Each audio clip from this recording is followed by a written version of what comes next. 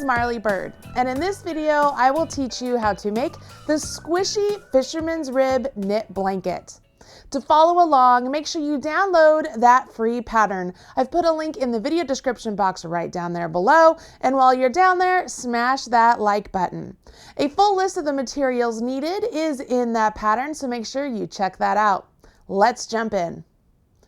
The squishy Fisherman's Rib knit blanket begins with 7 rows of garter stitch. So I've already completed that, and I'm obviously working on a smaller swatch here just for the video, but you need to cast on a total of 113 stitches. The first 5 stitches and the last 5 stitches of the blanket are in garter stitch. So I've added a stitch marker before or after the first 5 and before the last 5. Let's go ahead and we will begin row 1 of the instructions. We knit 5 stitches. I will slip my marker, and this is where you will see an asterisk in the pattern, and that means that's the repeat. We will purl 1 stitch, bring our yarn between our needles, and we will knit 1 stitch below the stitch on our left-hand needle. So there's my stitch on my left-hand needle. I'm going to go to the stitch below it, insert my right-hand needle, yarn over, and come through.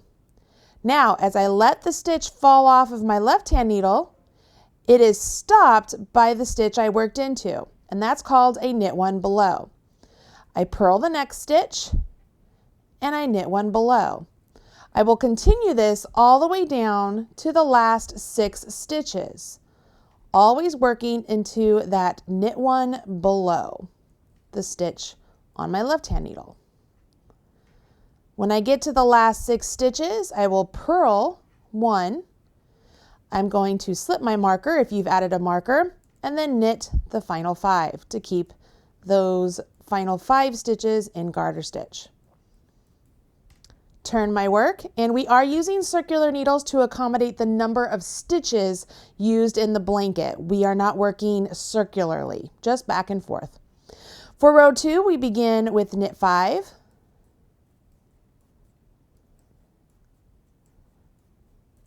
I will again slip my marker, and this time, here's the star, and we will begin with a knit 1 below. Here's what's convenient. I'm looking at a knit stitch. So that is my first clue that it is going to be a knit stitch because the ribbing is knit 1, purl 1. So that is a clue that I will knit 1 in the row below. I'm looking at a purl stitch, so I will purl 1.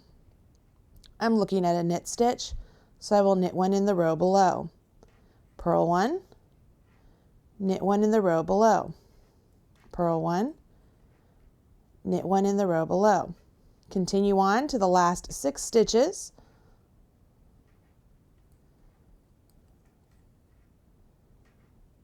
We finish with the knit 1 in the row below.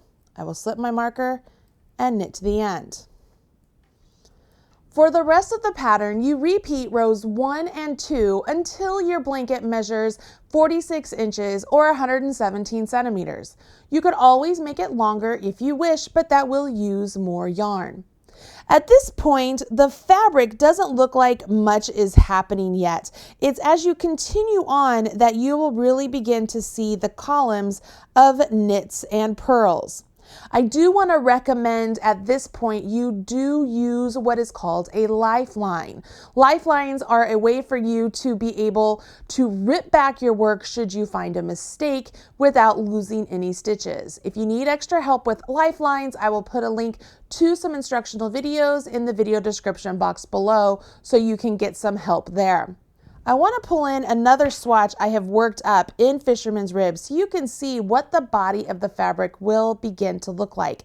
It's very squishy, and as you separate the ribbing, you will begin to see this really nice column of knits and this column of purls that looks like it has sort of a herringbone stitch to it. Can you see that?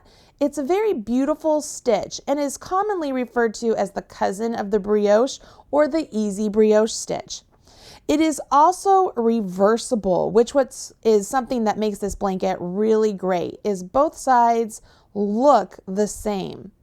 So as you continue on working rows 1 and 2, the body of your fabric will begin to look like this. And then you will finish off by knitting 7 rows in garter stitch and then binding off, weaving your tails, and you have a beautiful squishy fisherman's knit rib blanket. I hope this video has been helpful, and if you do make this blanket, make sure you share with me. Use hashtag MarleyBird so that way I can find your project and smash your like button. Don't forget to hit subscribe here to the MarleyBird YouTube channel so you are up to date whenever I release a new video or if I go live. I'll talk to you again real soon. Bye! Hey, thanks for joining me today on the channel. If you want more videos just like that one, check out some of these other videos that I've already handpicked for you. And don't forget to hit subscribe so that way you're up to date whenever I release a new video. And don't forget, smash that like button as my kids say. Bye guys!